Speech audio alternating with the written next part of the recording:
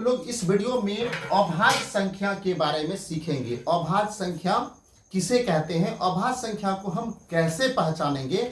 आज इस वीडियो का आप पूरा देखिएगा। इस वीडियो को देखने के बाद आपको अभाज्य संख्या में कभी कोई कंफ्यूजन नहीं होगा। क्लियर? ये बहुत ही इंपॉर्टेंट प्रश्न है कि अभाज्य संख्या कभी कभी पूछ देता है कि आपको 1 से 20 तक के बीच में कितने अभाज्य संख्या, तो आप कैसे पहचानेंगे। तो अभाज्य संख्या का परिभाषा रटते हैं फिर भी समझ में नहीं आता है, तो हम पहचानते हैं। देखिए कैसे पहचानिएगा अभाज्य संख्या है।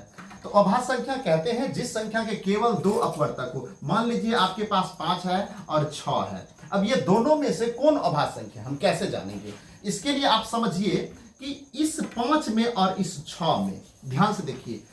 आप इस 5 में यदि 1 से भाग देंगे तो 1 से भाग लगेगा 5 में, और 6 में भी आप यदि 1 से भाग देंगे तो 1 से भाग लगेगा। 1 से तो सभी संख्याओं में भाग लगता है। अब 1 के अलावा अब आप सोच के बताइए कि इस 5 में किससे भाग लगेगा, बताइए।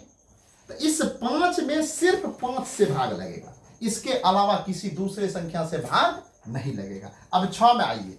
6 में 1 से तो लगेगा ही लगेगा, उसके बाद इस 6 में 2 से भी भाग लगेगा, उसके बाद इस 6 में 3 से भी भाग लगेगा, और इस 6 में 6 से भी भाग लगेगा। तो ये जो 1, 2, 3 और 6, ये जो चारों संख्या है, ये चारों संख्या 6 का अपवर्तक है, और ये 1 और 5 यह भी इस 5 का अपवर्तक है। तो इस 5 का अपवर्तक कितना हुआ, 2, और इसमें 2 से ज्यादा है। जिस संख्या का केवल 2 अपवर्तक हो उसे अभाज्य संख्या कहते हैं। क्लियर, समझ में आ गया होगा। अब ये हो गया अभाज्य संख्या और ये हो गया भाज्य संख्या। यह अब समझ में आ गया होगा।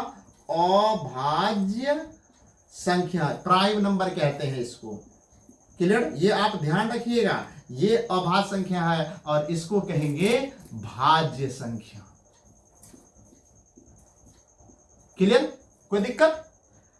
फिर से दोहरा रहे हैं, जिस संख्या के केवल 2 अपवर्तक हो उसे अभाज्य संख्या कहते हैं। इसमें देखिए केवल 2 अपवर्तक है। अब इसी तरह से उदाहरण आप देखिए। मान लीजिए हमारे पास फिर 7 है। ये 7 अभाज्य संख्या है कि नहीं है। अब 7 में आप देखिए 1 से तो सभी संख्या में भाग लगता है, और 1 के अलावा किससे लगेगा इसमें भाग, 1 के अलावा सिर्फ 7 से लगेगा। इसके अलावा और किसी से लगेगा क्या, नहीं लगेगा। नहीं लगेगा तो सिर्फ 2 ही अपवर्तक हुआ। 2 अपवर्तक है तो अभाज्य संख्या। क्लियर हो गया।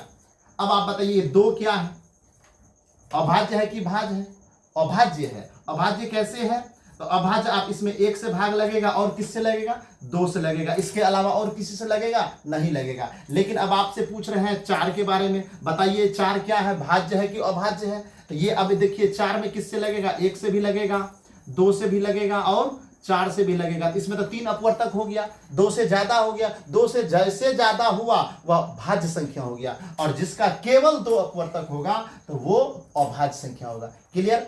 अब आपको हम होमवर्क देते हैं, आप बताइए जल्दी से 1 से 20 के बीच में कितने अभाज्य संख्या है, सर बना के बताइए। और ये वीडियो आपको कैसा लगा हमें कमेंट में जरूर बताइएगा।